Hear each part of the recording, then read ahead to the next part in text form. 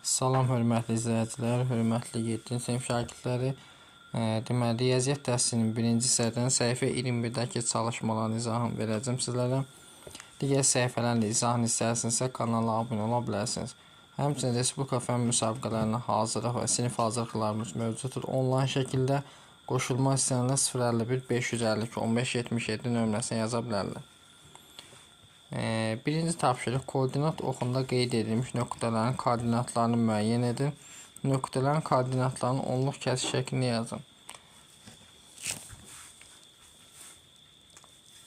Deməli,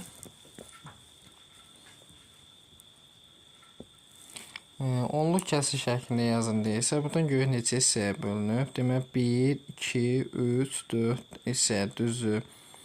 Buradan da məsələn bu olsa 4 hissəyə bölünmüsə 1-i 4-yə 4-də 1 də düzdür. Tutaq ki 4-də 1, 4-də 2, 4-də daha doğrusu 5-də 1.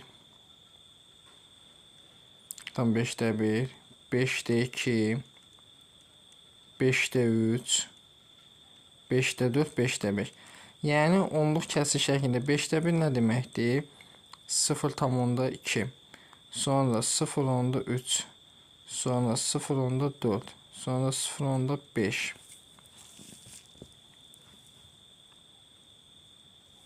Dəqiqə, üzrüsən. 0,2.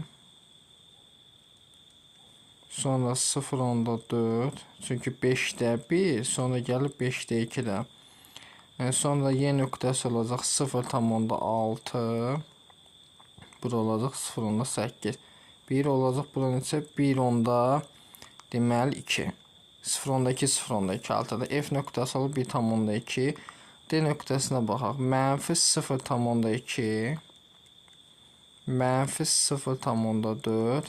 C nöqtəsi mənfi 0,6. B nöqtəsi mənfi 0,8. A nöqtəsinə olacaq mənfi 1,2. Koordinatların mütləq qiymət. Mütləq qiymətləri nə deməkdir? Yəni modulu. Nöqtələri göstərin. Deməli, A nöqtəsi mənfi 1,2-dir. F nöqtəsi A ilə F bərabərdir. A və F. Sonra C 0,6-dır. Burada Y 0, C və Y nöqtəsi modulları. Sonra başqa yoxdur ki. B ilə E də uyğun gəlmir.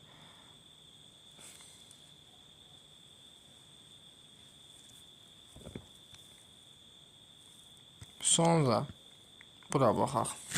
Ona görə hansı hissələrə bölünüb? Deməli, 2 nöqtə var, düzdür. 3-də 1, 3-də 2. Bu şəkildə gedir. Bu da olacaq 1,3-də 1, 1,3-də 1. H nöqtəsi olacaq deməli, mənfi 3-də 1, mənfi 3-də 2. Bu da olacaq G nöqtəsi mənfi 1,3-də 1. Düzdür, mənfi 1,3-də 1. İndi bunlarda 1-3-ə bölünəndə dövr eləyir. Ona görə bu şəkildə göstərmək olar. İndi G nöqtəsi moduluna M nöqtəsi modulu G və deməli M nöqtəsi, bir də H və L nöqtəsi olacaq. 2-yə baxaq. Müqayisə etməyimizi istəyir. Bunu çevirəndə dövrdəki rəqəmlərin sayı qədər 9 ya 9-da 4. Sürətlər isə məxrəci kiçik olan böyükdür. Yəni bu bundan böyükdür. Buna baxaq. Bunu çevirəndə eləyir 9-da 5. Düzü.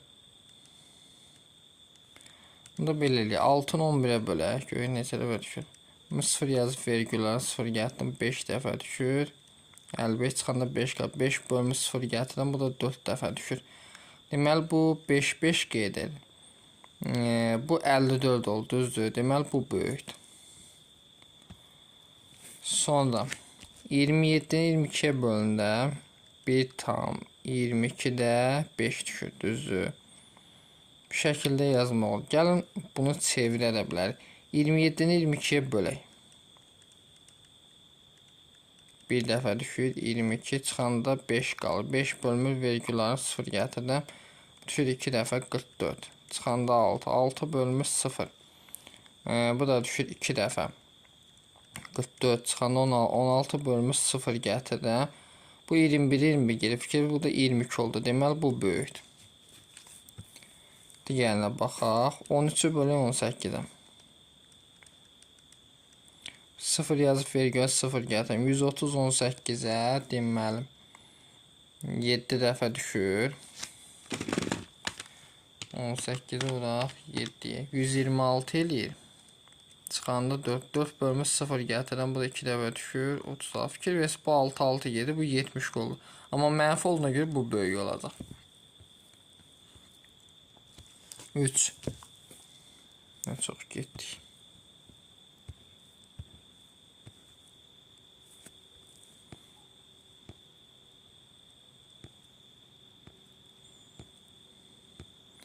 Üçdə deyir ki, ədəd oxunda mənfi 9-2 və 10/3 ədədlər arasında yerləşir. 2 sonlu onluq kəsir. 2 sonsuz dövrü onluq kəsir. Sonra 2 sonsuz dövrü onluq kəsir. Vermiş ədədlərin və yazdığınız ədədlər artan sırayla düzün.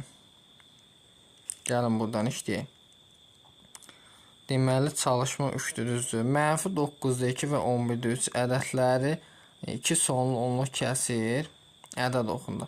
Mənfi 9-2 burada yerləşsin. 11-də 3 də burada yerləşsin. Bu da olsun 0 nöqtəsi. Sonlu onluq kəsir deyilsə, məsəl üçün 11-ə bölək. Görək bunu neçə düşür. Bölmüş 0 yazıb verir. 0 gətirdim. Düşür 2 dəfə 22. Çıxanda 8. Bölmüş 0. 7. Bu 0 tam %27 dövr gedir də. 2-ni 9-a bölək. 0 yazıb bura 0 gətiriləm. 2 dəfə 18 çıxanda 2. Bu da 2 dövrə. Yəni mənfi 0 tam dövrdə 2. Bu da 0 tam 27 gedir.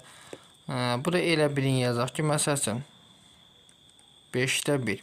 5-də 1 sonludur. Yazıram 5-də 1. Burada yaza bilərəm. Bir dənə də mənfi 5-də 1 buraya yazam. Sonlu onluq kəsir yazdım. Bu nə deməkdir? 0.2 deməkdir. Mənfi 0.2. Bu da müsbət 0.2. 2 sonsuz dövrü onluq kəsir. Məsəl üçün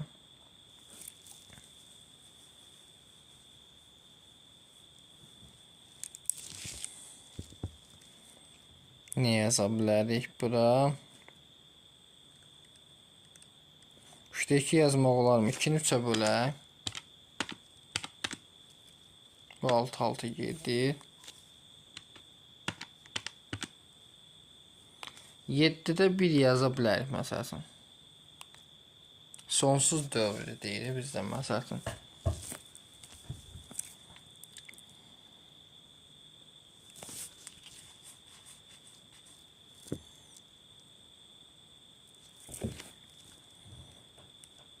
Məsəl üçün belə yaza bilərik. 0 tam dövrdə 1 yazmaq olar.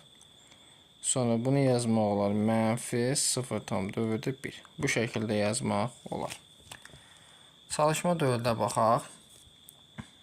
Verilmiş ədədlərdə ədəd oxunda arasında yerləşən ədədlərin müəyyən mənfi 0.3 ilə mənfi 0.4 arasında baxın. Birinci A variantını yazaq. Mənfi 0.3 ilə mənfi 0.4 arasında. Bunun sonu 0 gedir. Yəni 30 ilə 40 arasında yerləşənlərə baxaq. Bu yerləşmir. 30 ilə 40 arasında çıxıram. Bu 3 gedir. Yəni 33'dür. Biri budur. Sonra 4 11'ə bölünəndə bunu çıxacaq. Bu 2 gedir. 4 11'ə bölsək gör neçə dəfə düşür. 36 gedir. Bir də budur. Sonra bu mənfi 1,5 olur. Bu da çıxırıq. 5'i 6'ya böləndə deməli. Sinə də çıxırıq. Bu da çıxılacaq. Bu da çıxılır. Bu da çıxılır. Bunlar A variantına uyğun gəlmədi. A variantına uyğun gəldi bu iki dənəsi. İndi bunları silək.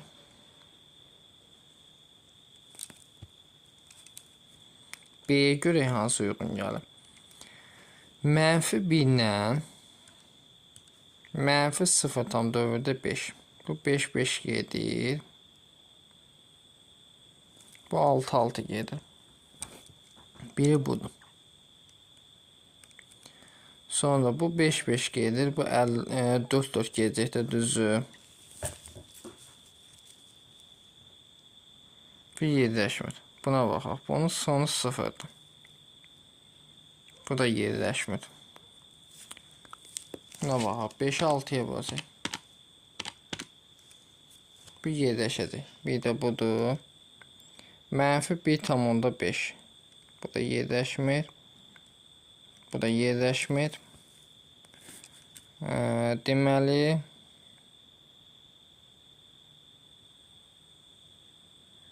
bu da yerləşmir.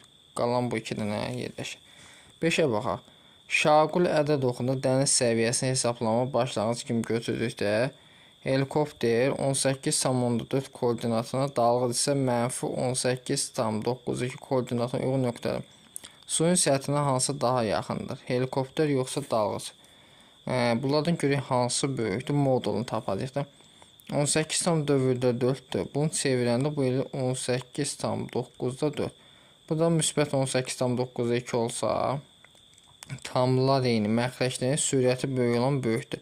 Deməli, deyir ki, suyun səthinə hansı daha yaxındır? Bu olacaq. Dalğıc. Çünki bu daha yaxındır. 6'ya baxaq. Çörək bişirmə sxeminə gətirilmiş 41,5 kiloqram unun 3'də 2 hissəsi işləndi.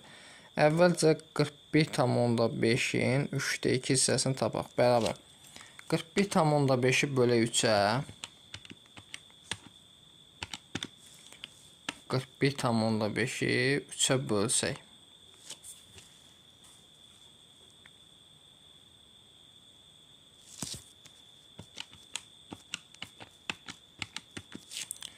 Tam bölümü. Unun 3'də 2 hissəsi işlənir. Neçə kiloqram un qaldı? Bunu onluq kəsir necə yazılır? Cavab 1000-birlərə qədər yuvarlaqlaşdır. Demək 41,5'i vuraq 2'yə. Bu eləyir 83. Deməli 3'də 83. 83'ü 3'ə bölək. Deməli 8 3'ə düşür 2 dəfə. 23 qaldı. 23 isə 7. Qalıq 2 qaldı. Yəni 3'də 2. Deməli 2'ni bölə 3'ə. 2'ə bölən 0 yaz vergül ayıram. 6 6 üçün 18. Bu 6 6 dövr. Yəni 6 6 gedir. Demək 10'da 1, 100'də 1, 1000'də 1. Bundan sonra gələnlərdən 5'dən böyükdür. Bu artacaq. Olur 27 tam 1000'də 667 olacaq. Yuvarlaqlaşdıranda. 7. Cədvəldə həftə ərzində, cədvəldə daha doğrusu 7'yə bax. Müxtəlif bölgələrdə dekabr ayındakı orta temperatur haqqında məlumat verir. Şəhərlərin adlarını temperaturun azalma sırası ilə yazın. Deməli, temperatur azalma sırası ilə deyilsə, böyükdən kiçiyə yazacağıq. Sıfıra daha yaxın olan böyükdür.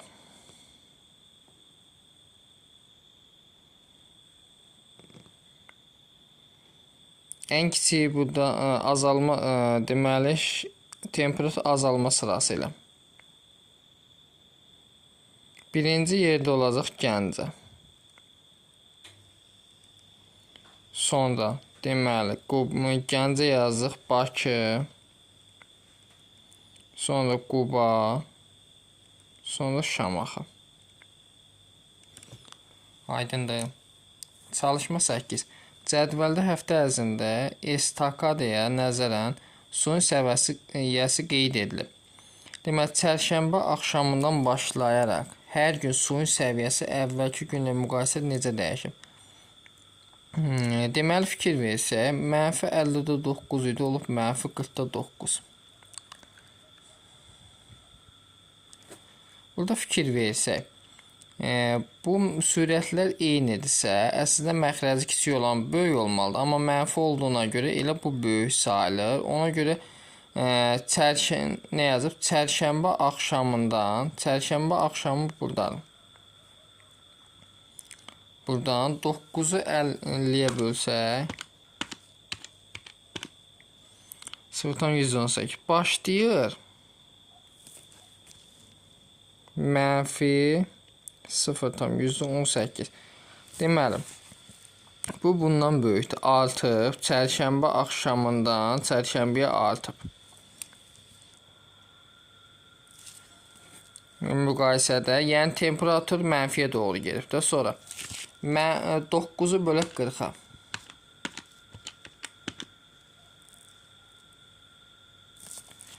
Yenə mənfiyə doğru gedib. Temperatur çox aşağı düşüb. Sonra gəlib 0 dərəcəyə qalxıb.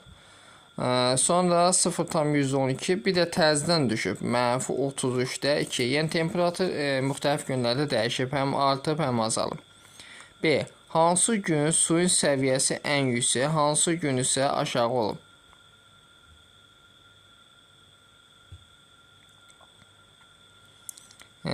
Ən yüksək burada hansı olacaq? 0,12 müsbətdir.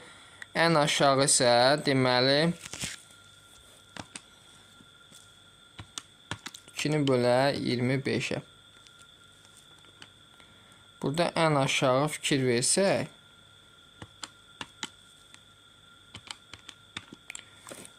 bu alınır.